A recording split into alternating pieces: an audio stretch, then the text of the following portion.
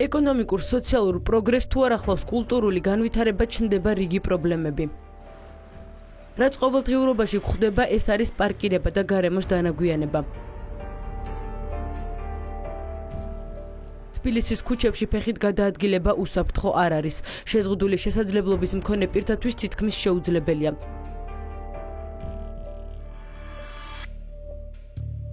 ერთ დროს ელიოზის საოცნებო ნატურის ხეებს კი ყოველი ფეხის ნაბიჯზე შეხვდები.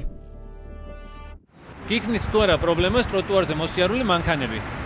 კი, ნამდვილად ძალიან დისკომფორტი არის, მან დრო დგანან და აჯობებდა რომ რამე კანონი რო შემოიხვან რამე ეგეთი რომ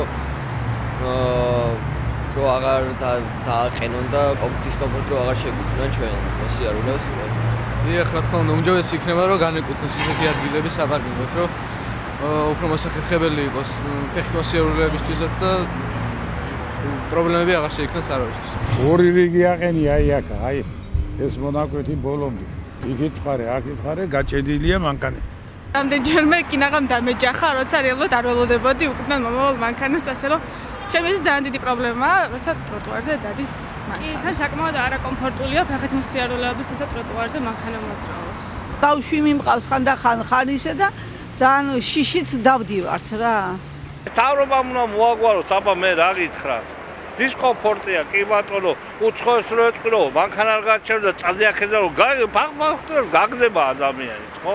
არის თუ არა კანონდარღვევა და დანაშაული გარემოს დაბინძურება, ნაგავის დაყრა? კი. რა ვიცი, ჩემი აზრით ესეც რა ვიცი, მაგრამ პირველ რიგში რაც უნდა მოწესრიგდეს, ვიტყოდი რომ ყველა არის, რა ვიცი, ძალიან ახლო მანძილზე უნდა იყოს ნაგვის urna, რომ მე სიტყვას ბევრჯერ ყოფილა რომ ვეწევი, უნდა გადავაგდო და უბრალოდ არ არის არსად საშუალებლად ჩავაგდეს, რომ მოწესრიგდება და ნაგვით დავდივარ ძალიან დიდი ხანი, სანამ მე შემხდება ნაგვის urna და არა თავ პირველ რიგში ეს უნდა მოწესრიგდეს. ყველაფერი უნდა დაიწყოს ძალიან ადრე.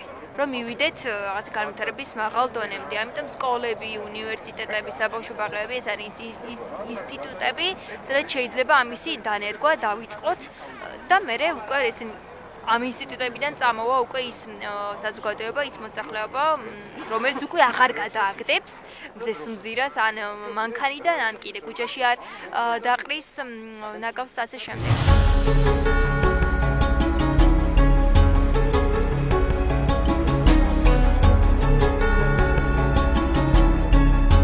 რა არის ამის მიზეზი და როგორ შეიძლება შევცვალოთ ეს მდგომარეობა?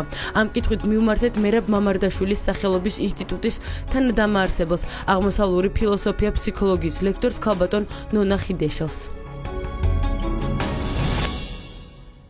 არის თუ არა გამოწვეული რიგი პრობლემები, როგორებიც არასწორი პარკირება და დანაგვიანება გარემოში, გამოწვეული გულგრილობით?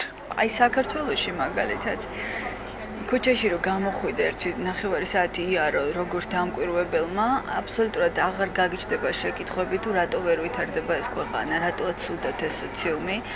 აბსოლუტურად არავის არ აღელვებს გვერდზე მდგომი ადამიანი. ნუ პარკირება, გნებავთ თუ შუქნიშანთან დგომა, გნებავთ ხაზზე დგომა. ანუ არ მაღელვებს ნეტა მე მივიდე კარგად, ნეტა მე ვიყო კარგად და საბოლოო ჯამში რა გამოდის?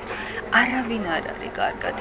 ეს მასიური დეპრესია, რაც დღეს საქართველოში ეს ისტერია, ეს კასტმოძულეობა, ვინმე შექმნა გონიათ, ჩვენ შევქმენით მთელი ფაბულა ჯაჭვური და ამას ერთადერთი გამოსავალი აქვს რა, ადამიანებმა დაიწყონ დაფიქრება და როდესაც ჩვენ ვამბობთ, რომ ჩვენ აღარ გვინდა, ჩვენ აღარ მოგწონს და ჩვენ გვინდა შევცვალოთ რაღაც უპირველესად, ყველამ უნდა შევცვალოთ საკუთარი თავი. ყველა დაუფიქრდეთ, მე როგორი ვარ, მე, ჩემი მეზობელი და გამლელი და ბოიფრენდი და ქმარი კი არა, მე როგორი ვარ, მე რამდენად ადამიანური ვარ, მე რამდენად ჰუმანური ვარ. აი ეს არის მნიშვნელოვანი. ჩვენ ვერ შევცვლით სამყაროს, მაგრამ ჩვენ შევცვლით საკუთარ თავს და საკუთარი თავის შექმნის შეცვლის ირგვლივ ყველაფერს.